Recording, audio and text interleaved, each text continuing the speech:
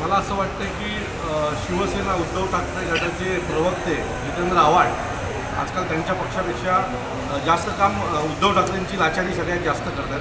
मला असं वाटतं जितेंद्र आव्हाडांना माझा एक प्रश्न आहे की जर आम्हाला सेटलमेंटपेक्षा जास्त आमच्याशिवाय कोणाला माहिती नसेल तर जितेंद्र आव्हाड एवढा मोठा कसं झाला. जितेंद्र आव्हाडने कुठल्या सेटलमेंट केल्या? एका चाळीच्या रूममधनं आज बंगल्यात गेले. जितेंद्र आव्हाडच्या मोठ्या मोठ्या गाड्या कुठला उद्योग करतात? कुठे शेती नांगरायला जातात जितेंद्र आव्हाड?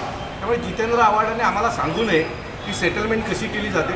मला वाटतं त्यांनी आरशात स्वतःला बघितलं तर सेटलमेंट कशी केली जाते आणि कशा प्रकारे केली जाते हे त्यांना समजून येईल. ठाण्यातल्या गरीब शेतकऱ्यांचे सातबारे कोरे केले या माणसाने. मोठ्या मोठ्या बिल्डरला तिथे गुंड बसवून ते सगळे सातबारे उतरवणारा माणूस आम्हाला सेटलमेंटबद्दल सांगतो.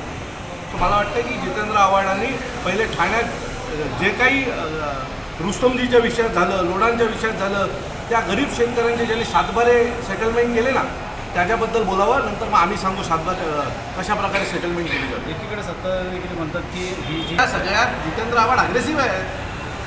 जितेंद्र आव्हाडांनी एकदा स्वतःला आरशात पाहावं आणि त्याच्यानंतर सेटलमेंटच्या गोष्टी कराव्यात. कुठे शेत नांगरायला गेले होते की एवढी संपत्ती झाली एकदा त्यांनी आम्हाला सांगावं.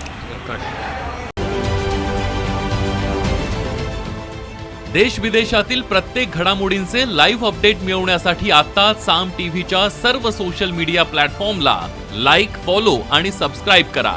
तसंच सर्व नोटिफिकेशनसाठी बेल आयकॉन प्रेस करायला विसरू नका.